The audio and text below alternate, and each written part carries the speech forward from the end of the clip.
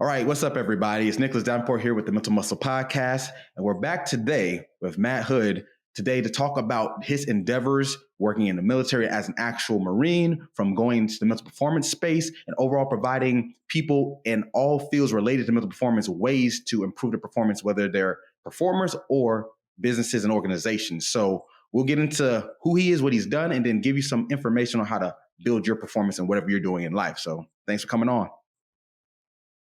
Yeah, thanks for having me back. Yeah, and give context, we did something a few months ago where we kind of shook up our particular industry, and a lot of people watch this channel. No, I don't bring a lot of mental performance people on this, and it's not for lack of wanting to. Really, I like to play nice in the sand. A lot of people in this show have been from all spectrums of life, but we got someone who comes from the mental performance field, so I think this will be a definitely good one with both of our minds talking about some ideas. So yeah, so give them some insight on where you come from, what you've done, because like I said, you have a definitely good resume, but let the people know. No, I again appreciate you having me back. A little context: I spent 10 years in the Marine Corps as an active duty Marine, deployed to Iraq in 2007. Barely missed a 2009 deployment to Afghanistan. I was in the middle of PCSing or changing duty stations, so they deployed out. They deployed out before I got there, so just barely missed them by like 2 weeks, I believe. So spent just under 10 years in the Marine Corps. Got out through injury. Had 4 knee surgeries. Hurt my back. Had some mental things as well. I'm not going to shy away from that. That really laid the foundation in its own way, like going back and looking at how things happened in my life. I think the mental things that took place while I was serving absolutely plays a role in how I approach things now. Got out, looked to do medicine, didn't want to do medicine, got into sport coaching, specifically soccer. And what's nice, and I won't completely poo-poo the U.S. Soccer Foundation or Federation, they're doing things right by having a licensure program for coaches, basically teaching coaches or people that are in the field of soccer when it comes to coaching various techniques on how to develop, athletes and teams. But one thing they were lacking back when I was going through that process was the mental game. You talk tactics and technical and physical, psychosocial, but there wasn't really anything taught. Got into sports psychology because of that. Got my doctorate from UWS, started my private practice as a side hustle because I utilized, the government contracting programs in human performance as a full-time gig. Worked just under 3 years in the Army's H2F program as a cognitive performance specialist, and just worked over 1.5 years in the craft program for the Air Force as a CPS. And then recently started doing my private practice in my local area full-time. Nice. So definitely have such a trajectory that I'm sure many can relate to in this field, because I myself had some mental things that put me on a path to get here. I was a former performer, athlete, collegiate Division I, didn't quite work out. So I definitely get that's like a common path there. So let's get into the sense of where this industry is. I know we can talk about many things because I want to segue that to how it can be more applicable beyond just traditional methods in sports psychology. So for example, right? A lot of times when we get these backgrounds in sports psychology, we go the route of, okay, I'm going to work with an organization. I'm going to work with a college. I want to use these skills to help athletes win games, perform better, championships, all nine, which I love it. If you can get to that point, great. But it kind of, not saying disservice, but I think it doesn't open up the up and comers, especially eyes, that we can use these same skill sets in other demographics. And you've done that, obviously, with military. That's something that definitely has a lot of need for that, and it could be better, but obviously there is at least a lane for it. But even outside of military, so what do you take on how these not just up and coming professionals, but professionals in our lane can be better at using their skill set beyond just sports? Um, we kind of touched on it a little bit in the last episode we did. There's a lot of different lanes that you could go down, right? The freshly minted graduate, whether CMPC or not CMPC, you have the pathway of the military. You have the pathway of professional baseball if you're lucky, right? You have the cutthroat area of private practice, right? There's so many areas. No matter which area you go, you're gonna be challenged. How are you utilizing the skills you teach people to also regulate yourself when things get tough? And no matter which path you go down, it's going to be tough. It's absolutely going to be tough. I would like to see more emphasis put on the grad programs to help prepare the students coming out, as giving them more information regarding different paths you can take. So you mentioned skills. I think let's clarify that, because like I said, a lot of the viewers here aren't from our industry, and we even talked about this off camera. But what are these skills, right? Nowadays, pop psychology talks about self-care and mindfulness and self-talk and journaling, which is all fine and dandy. I have no problem with those type of interventions or styles. But from someone from your perspective, what does that truly mean to someone who doesn't know the foundations like you do? Because they're buzzwords, right? But they actually do come from real substantial meaning. So what are these skills in your definition, and how can people who aren't from this field understand why they're important and how they work? At the end of the day, stress reduction is probably the most important piece. But when it comes to stress reduction, if you don't have awareness of what's happening around you, what's happening internally, the ability to regulate your stress in stressful moments becomes very challenging. So, when we look at skills, awareness building, stress reduction, whether you're taking a breath, monitoring your self-talk, doing visualization, those are important, right? I personally focus on mindfulness because I truly believe that is one of the most important skills or tools that can be taught. However, I don't see it as a skill and tool because I've been doing mindfulness for over 15 years. And again, it comes back to my time in the military. And I see mindfulness as a way of life. And I wish more programs would teach it that way versus just a skill you can pull out of your back pocket and utilize when you need it, because it's way more than that. And I think I agree with you 100%, because a lot of times I think why it gets lost in translation with the Gen Pop is that they look at it as some kind of skill you pull out your back pocket, when in actuality, it should be integrated to your day to day. Just like how you drink 8 cups of water or whatever the rule is, 8 glasses of water a day. That's something that's for our physical wellness. And I know we both can beat this dead horse, but it's like, that's how we should look at, like you said, our mental wellness, our mental performance, because if we wait just until we need it, we won't have the tool, as they say, to use it, right? Like I can give you a drill or a hammer and all that good stuff, but if you've never actually had to use it, I can't sit there and say, go build something, right? So I agree 100% how it needs to be more integrative. And my methods, right? I'm big on the applicable integrative method, not saying you throw away the baby with the bathwater, right? Some people take my sayings as, oh, screw that stuff. No, all I'm saying is let's make it more a part of our day-to-day in a way where it's systematic but efficient. And I know that's hard to do in mental. And we've actually talked about that. So go into that then, because I know we've had many side conversations of the practicality and how people try to quantify this. And some people do it okay. Not even just saying, I try to do my best, but I'm not perfect. But then some people, maybe not so much. So how do we now quantify it, since this is more of a subjective field, for lack of a better word? Man, I wish I had I would be honest with you, I wish I had the answer. I think that's what is probably the most challenging piece when it comes to psychology. it is very subjective. It is very, I feel better. I'm performing better because of the skills, the tools that you gave me. But what does that really look like in action?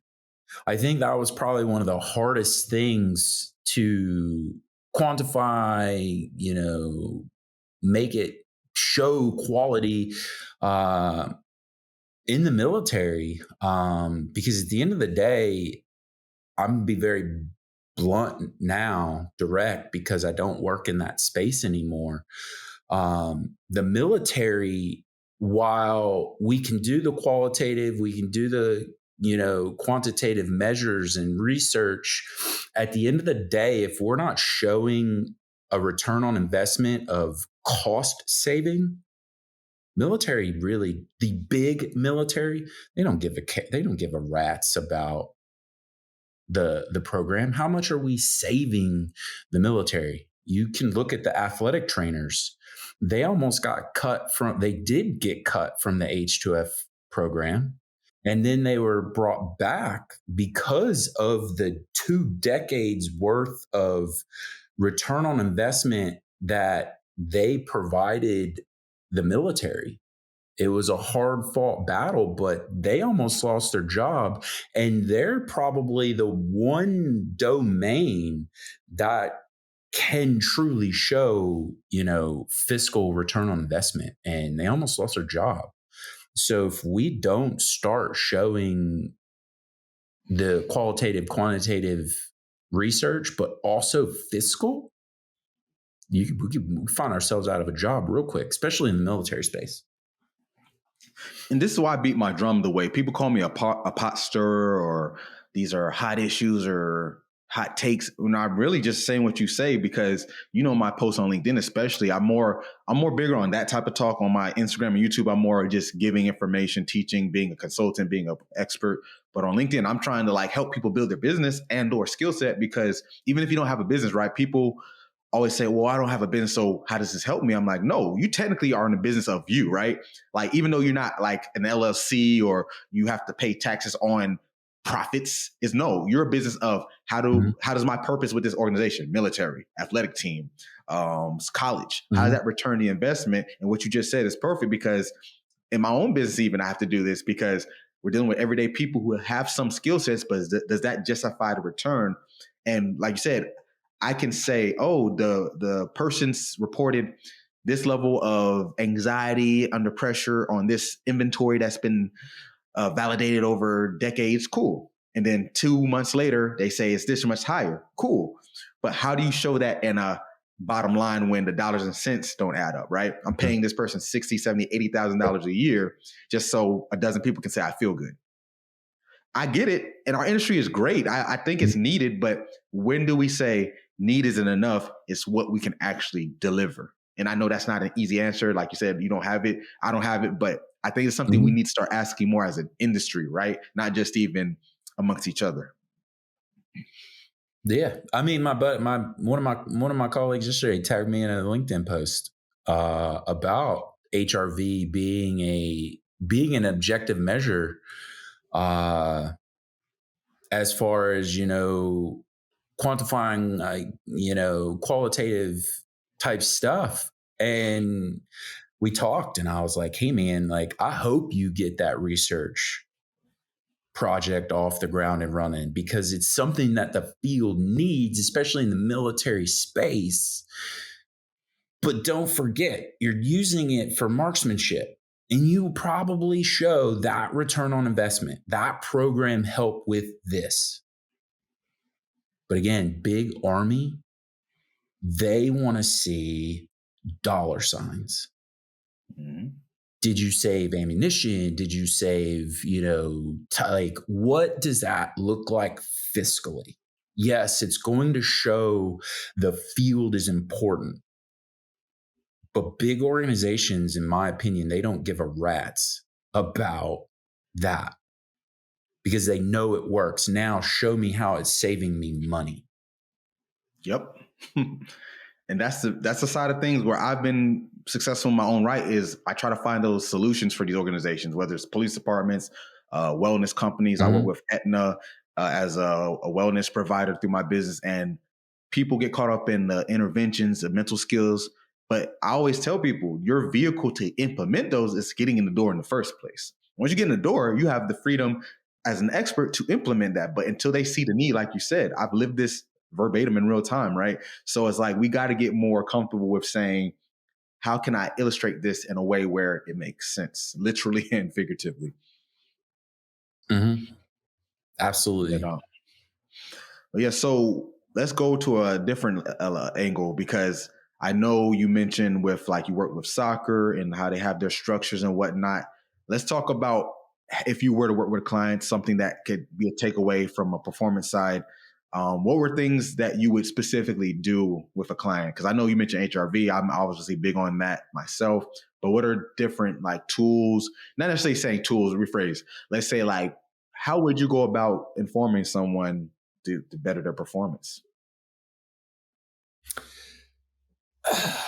I think the most important thing to remember is meeting them where they're at, right? I talked to a lady that was doing, she's doing a doctoral project, I think is her dissertation most likely, on mindfulness-based interventions, working with injured athletes. It's great, right? But where's that athlete at? Where's that individual at? If I just come in, hey, I'm going to do this, this, and this, it's great. However, they may not want that or need that. I think one of the biggest things I took away from the military was change. And I was used to it because I spent the time in the Marine Corps, and change happens in a blink of an eye. And I think that probably a lot of the contractors, no matter what domain you work in, they struggle with that unless you have military experience. Being able to provide services when things change is harder than a lot of people think, but it's also easy if you really take a step back and look at it, right? I presented at ASP this year a curriculum that I did when I was working in H2F. Had this big elaborate program, right? What every practitioner, CPS comes in and goes, I can do this for you. I need this, this, and this. I said in the first training meeting, and that captain and first sergeant said, things changed. And they looked at me and they go, can you make this work now, Matt? I said, absolutely. And then I thought, and I was like, how am I going to make this work? Right? I don't want to just say yes and then, make it not good. But when we really take and we have to look at what they need, and at the end of the day, I'm teaching, stress reduction, awareness, attention, how that affects working memory, how that's affecting your time to task, how you're working through, changes in the mission, changes in the setting, right? Whether athletics or military, first responder, what you're seeing in front of you can quickly change. So I'm helping and assisting you be able to work through that change through your mind. Because at the end of the day, your body's going to keep moving. Your mind is going to tell your body to stop. So you're going to stop, or you're going to challenge your mind through the training that we're going to go through. That way, when that change happens, you're more streamlined, more effective, more efficient. Don't mean the outcome is going to be what you want, but you're going to be able to handle that. I think that's the misconception. People think the outcome is guaranteed once you get your mind right, as I always say. And it's like, I think being mentally tough or mentally better is about being okay with the fact that even if you do your best, you may not be the outcome. And now it sounds bad to hear that, but it's like you said, life is ever changing, whether it's military, whether it's sport, whether it's day to day. You can't, what they say, you can plan a pretty picnic, but you can't predict the weather. So it's like, I got to be okay that I'm in sunny South Florida. Outside my window right now, I see literally a palm tree right there, sunny skies. Within 20 minutes, it could be downpour hurricaning. But guess what? What I had to do still has to happen. I still got to go about my day. And it's like, I think that's why our industry gets flat, because people not necessarily us and our population specifically, but the colloquial person might misrepresent it as always winning or always being positive. Matter of fact, how about that? I know you see that a lot.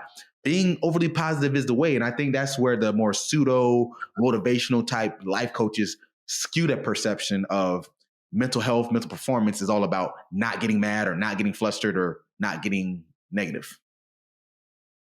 Oh man, I have nothing against optimism, because there's a place for it. There's also a place for pessimism, just not long term. But I see mindset very differently, right? Like, we know growth and fixed and all this stuff, but when we really dive into the mindset, victim, pessimist, optimist, realist, curious learner, stress enhanced mindset, or what I call, working in the military, the warrior mindset. There's so many layers to the mindset, and which one are you at the given moment? And is it effective for you? If it's effective for you, great. I don't really care. I truly don't care. Is it working for you now? If not, how can I help you get to where you want to be? And for me, the realist mindset is a very mindful mindset, a very mindset that is taking the moment for what it is. Because if you just lost your buddy in battle, you should feel what? Sad, mad, angry, frustrated. You might feel very victim pessimistic. Looking at it bigger picture, you should feel that right away. But should you stay there when you go into the next mission, next tactic? Hell no, because you're going to cause more harm than good, because you're going for revenge versus taking that step back and accepting that just happened. How can I now shift and move into a more productive mindset to still avenge my comrades that I just lost, but do it in a manner that's effective versus doing it in a way that's going to get your ass in trouble? You just made me think of something. Are you familiar with Jordan Peterson? Mm-hmm. So have you heard I don't know if he came up with this saying, but he said it on a podcast. I want to say it was like Joe Rogan or something. And he was like, people conflate, in the vein of what we're talking about, right? People conflate a peaceful man and a harmless man, right? So it's like a harmless man just can do no danger, no harm, no nothing. But he's always peaceful. So they conflate it with peacefulness because he can never negatively affect someone, which is fine. But what happens when you do need to be that troublemaker, that havoc wreaker? You can't do anything. So he said being peaceful is more so having the complete ability to be barbaric, but harness it until you need to. And I never served, so I can't speak to this, but obviously you have. And tell me if I'm wrong, like, you kind of have to have that mentality, because my dad, I'll use him as an example then, since he was, or not was, because I know he says once a Marine, always a Marine. So my dad's a Marine back in the late 70s, and he became a police. So I came with that upbringing, and some of the things he's told me in his experience from his police work, at least, you have to have the ability, I don't want to say it because it's going to be on YouTube, but basically to take out an old lady. That sounds horrible, right? But it's like, in a given situation, but granted, you're not going to come with that straight up. But if the escalation happens, you have to be able to turn it on. So going back to the Jordan Peterson quote, a peaceful man is someone who's able to wreak the havoc, but he harnesses it only when it's needed, when it's defensively, not just picking and being a bully, right? And I think people not using social climate with the military or the police think that's what it is, but just didn't take it away from politics. It's like people need to understand to be effective in anything, even sport, business. Like I'm a business person. You have to have that in you. You can't just be the overly docile, overly optimistic. Because if I said, I hope we can make enough money to pay all our rent and payroll this month, it'll happen. Versus saying, okay, given the information right now, yep. Yeah, I mean, you can look at it. The government shut down now. Like the military, there's nothing positive about wondering if you're going to get your next paycheck and how you're going to pay your bills. If you're looking at it from a optimistic view, great. If that's what's working for you, do it. Keep doing it. Hope and faith, right? Psychology does a terrible job at ignoring the spiritual piece to humans.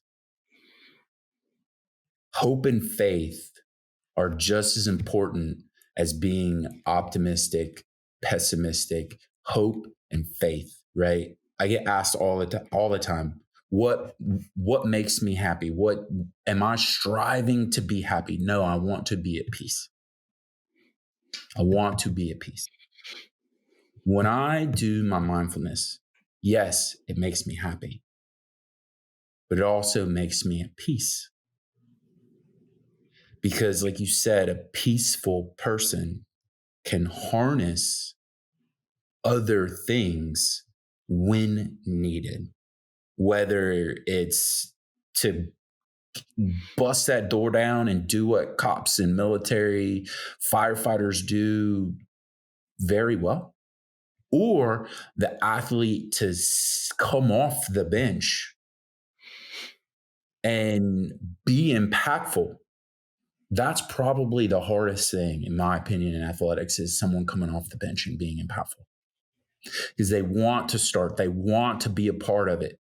Understanding their role as a bench player and being able to come off the bench and be at peace with that allows them to be effective in the game.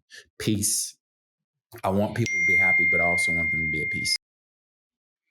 And you can't be peaceful if you're not okay with the non-peace, because I guess it kind of indirectly does come back to like military and stuff, because the only reason we have the peace we have today, because a lot of selfless people said, I'm going to fight for it. Like yourself, like we can sit here and bask in, like, that's why I'm very self-aware as a civilian. Like I never would do, like, obviously I'm biased because my dad and I have numerous family members that are military, but even if I wasn't, I'm self-aware enough to know that I can walk outside and breathe this beautiful freedom if people didn't sit there and fight for it or stand there and fight for it. So going to the whole peaceful thing, I guess, to bring it full circle from the whole psych field, I think we need more, not to be cliche, we need some more warriors in this field. And I've talked about this extensively on my page on LinkedIn for sure. What's your take on that? Because I said this a few times in some podcasts and on some posts about, I think we need more people in this industry who's had some skin in the game. Not saying necessarily military, but they've had hardships overcoming. Not saying they had to come from I was raised with no parents, fighting through garbage to eat.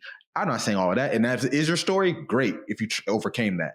But I'm saying more so, I'm going to say it straight up. I've seen too many up and comers, whether they're under my watch or just outside looking in, where it's almost like that entitled kid at school who has a nice Ferrari, or not Ferrari, but the nice car that daddy and mommy bought, and they fly through the parking lot because if they break it, guess what? They're getting another one. And I see a lot of that mentality in the up and comers a lot, because they didn't have to really like go through something that's going to say, when I talk to a client or a team or whoever, they're going to identify, because there should be some identification, right? It doesn't mean you have to have, like, I work with military, I work with law enforcement, never seen a day of combat, I've never breached a room, but I identify in different ways, right? So I don't mean you have to be verbatim the same. I'm not saying that, but it's like, do you see a need for more people in general, not even just up and comers, that for you to preach this stuff, you gotta practice it to some degree. And I don't just mean doing interventions. I mean, like, you can talk from a place of, okay, I put myself in a position to possibly lose horribly, and I still had to put the effort in and overcome. versus like school. What do you do in a master's program or a PhD program? You get structured projects, structured grading, structured internships. Everything is structured. Even if it doesn't go right, it's like within a bubble. I always say it's a bubble. And this, I guess, in my rant, do you see this or agree anything in that? Because I feel like I see it personally because I do deal with a lot of up and comers doing internships. But I think that's an issue where they need to have more of that edge, for lack of a better word, like a little bit, just a little bit. Our field is too controlled. From the research that's being done to the way kids are being taught. And I say kids because I feel like I'm old. At least physically, I feel like I'm old. OG. Yeah. And some people wouldn't even call me an OG in the field. I've been in the field less than 10 years.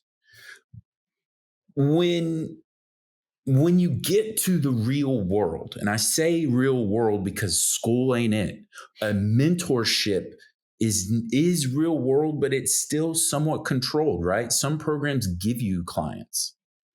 Some programs you have to go seek your clients. I had to seek my clients during COVID, like 2020. I started seeing clients and then the world shut down. I still needed to do my 400 hours. That didn't stop. That right there taught me a lot about the field, but I was able to rely on my background of the military of change happening like that. I was able to take that step back and look at how I could then become effective at providing services, right? I still worked with my triathlete because the tri season lasts all year long. We didn't know when the world was going to open back up. So I still worked with that athlete for her to prepare for her summer event. I still worked. I tweaked it. I worked with more military. I worked with more exercisers. I worked with more people that may not be in that sport context. I wish a professor would look at a class and go, hey, we're not doing that assignment. Y'all been working on that assignment. We're not doing that assignment. This is your new assignment. And it's due tomorrow. That's what I would like to see. That's what I would like to see. Why? Because that's what you're going to get in the real world. That's what you're going to have to create a program. And then a client is going to be like, nope, try again. Prepare people. School is not doing it. I will say that. The grad programs are failing students by not preparing them for the real world experience that they're going to face. There's nothing that says you can't change an assignment on a whim. Because again, it comes back to, can you now practice what you preach? And that's beautifully said, because in my mentorship program, where I have mostly up and coming master's students, a few recent grads, very few like our tier, but basically that's what I do with them. I put them in real situations where they have to make things happen. I give them some controlled substance where I put, okay, this is a team you're going to work with, or this is a client you're going to work with. But that's like 20% of it. The 80% is, by the end of the week, give me a proposal. The best proposal will get X amount for the work, and then they'll go and actually go do it. So it has to be approved, pitched and approved, and then you got to go do it versus here you go, and maybe you get some compensation. So I saw that model. This is sad to say, it didn't really work for me. I had to revamp things because since they were so ingrained, I was about to say indoctrinated. I don't want to say that. It sounds bad. Ingrained to the system as you describe it, that when I threw it, you know what's hilarious too? Most people claim they don't want to be micromanaged. They want to have autonomy. And I said, here. And almost all of them put their tails between their legs and said, well, structure this. And I'm like, oh, so I'm big on, don't tell me you want something because I have a bad habit of giving it to you. Because I don't consider throwing them in the fire, because if you have a master's degree and then I have to then educate you another 6 months, what was that $50,000, $60,000, $70,000 you just spent? That could have went to me, not even being funny. I would love to get that and say, hey, here's some skills that are going to get you further. So to your point, I've seen it. I guess this is why I talk the way I do, not because I know everything. I don't. But the things you're saying, I see it because I really have stakes here. Like when these people come through my doors, they can come and leave as they want, but I still got to feed my family, my daughter. I got to take care of people. I have bills to pay. So it's like, it's not a game with me because a university, guess what? Insert school. They're getting billions of dollars for the school, obviously. And within that billions of dollars, they're allocating maybe 5 to 10 million for these departments. Let's just call it 5 to 10 million.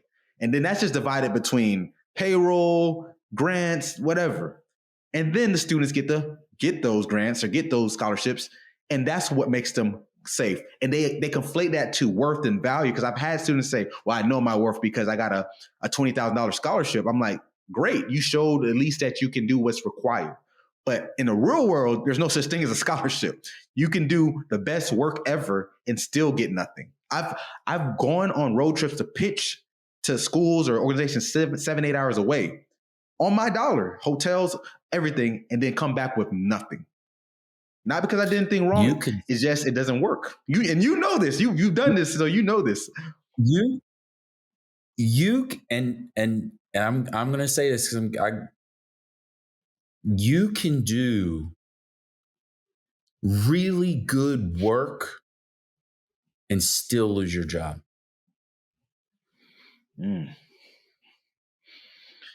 Sad, but true. You can still do really good work and still lose your job. And I will attest to this twice. You can provide really great services and still lose your job. I had a paratrooper that I used to work with back at Bragg. He's no longer in the Army.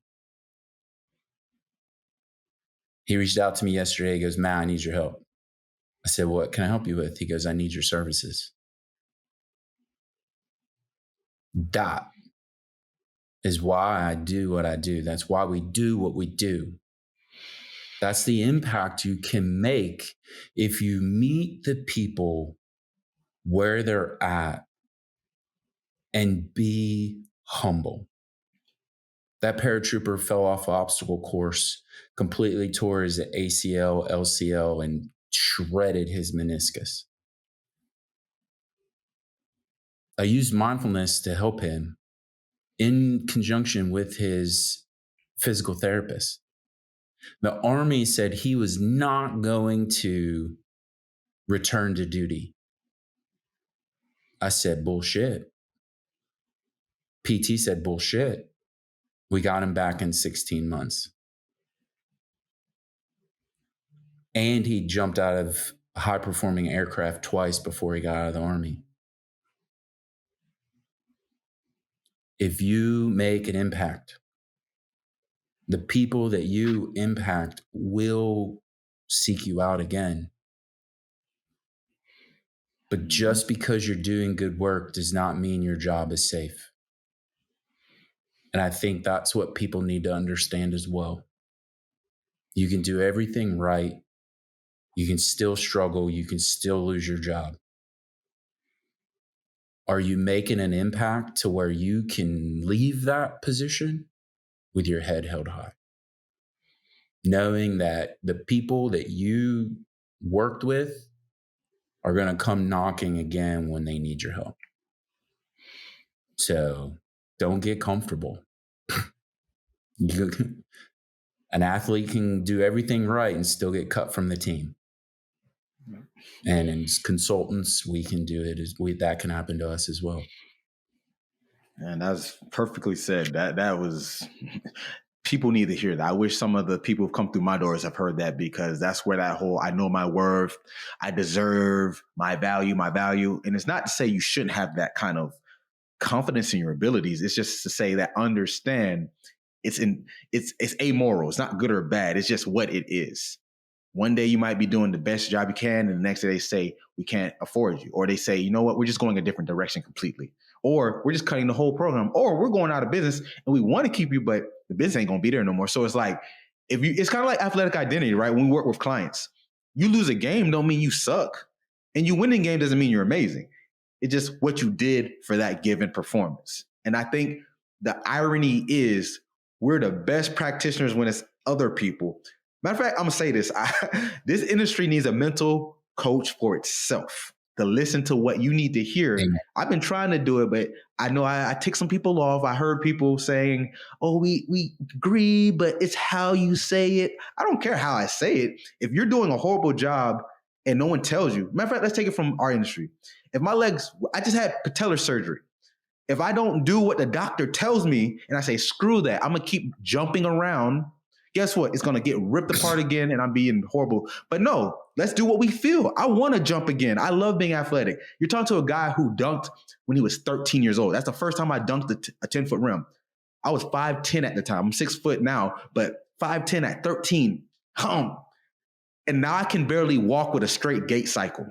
So don't tell me you can't take criticism. It sucks to hear. I ride my bike around the town 5-6 miles to get to my facility from home instead of driving. It helps with my knee recovery, but that's the extent of like exertion I can do besides like maybe 10, 20-pound dumbbell squats.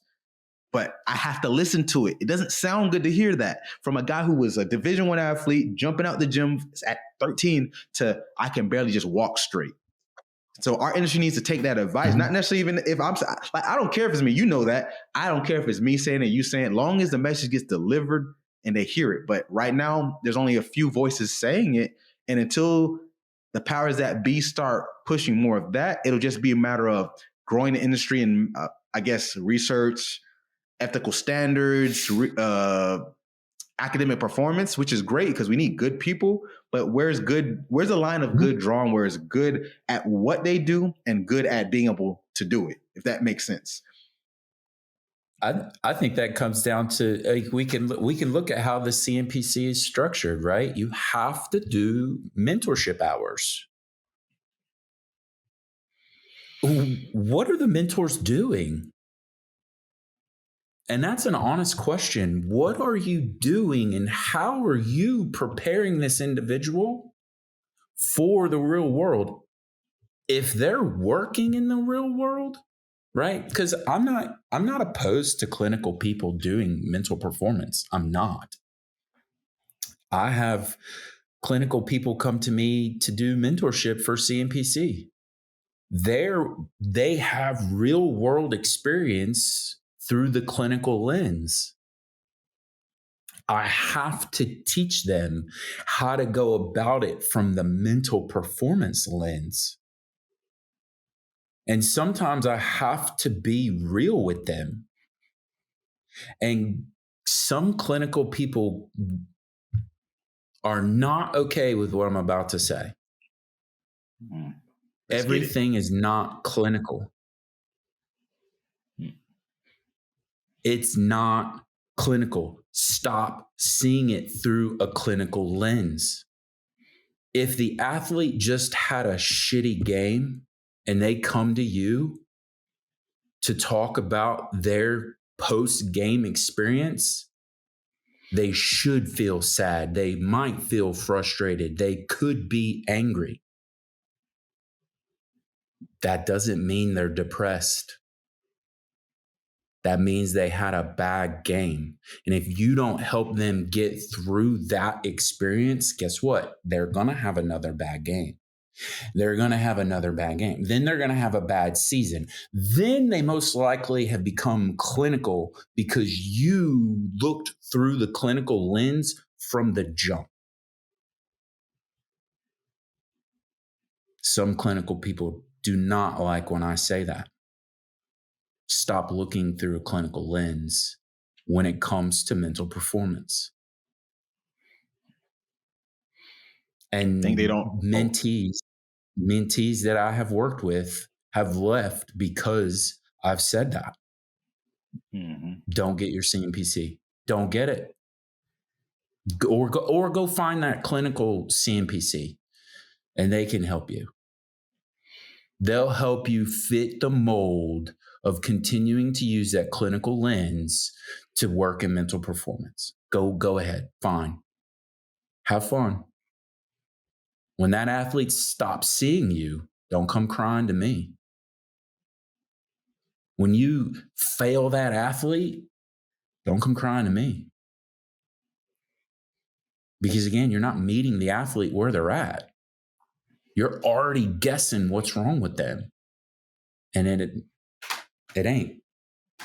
Our world, mental health is not clinical from the jump. It takes 6 months to be diagnosed with PTSD. It takes 6 months to be diagnosed with depression. You don't think I've looked at the DSM-5?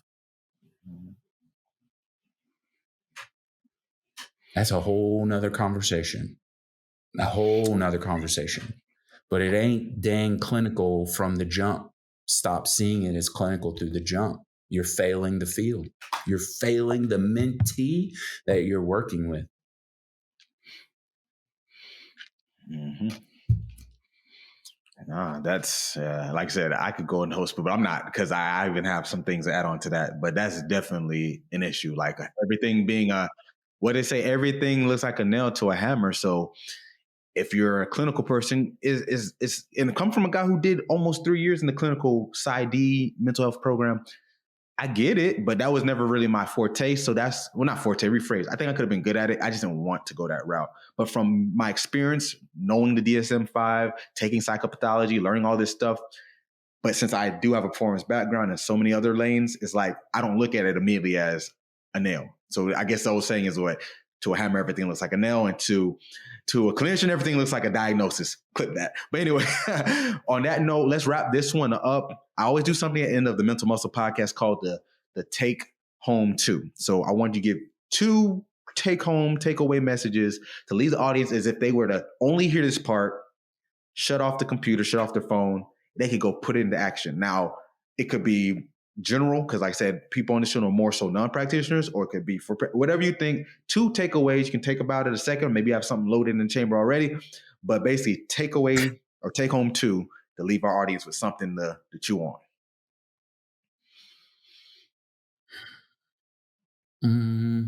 It's kind of like a working memory drill too, indirectly. Yeah. I think I didn't mention the word fun in the podcast, in the episode. But if you really take a step back and listen to it again, like listen to it, have fun and enjoy the moment, because the moment is going to teach you more than the past and the future. The moment is where you're going to learn the most. Have fun in the moment. Second takeaway, I'll say it. Be humble. I don't care what field you're in. Be humble. Meet the person where they're at. Strength coach, athletic trainer, mental performance, meet the person where they're at, because that's where you're going to be impactful. Be humble. Because if you're not, they're going to humble you. And nobody really likes to be humbled. But if you're working in the military, if you're working in the military, they will humble you real quick. And you'll never work with that person again. No matter where you're at, be humble and meet them where they're at. Okay.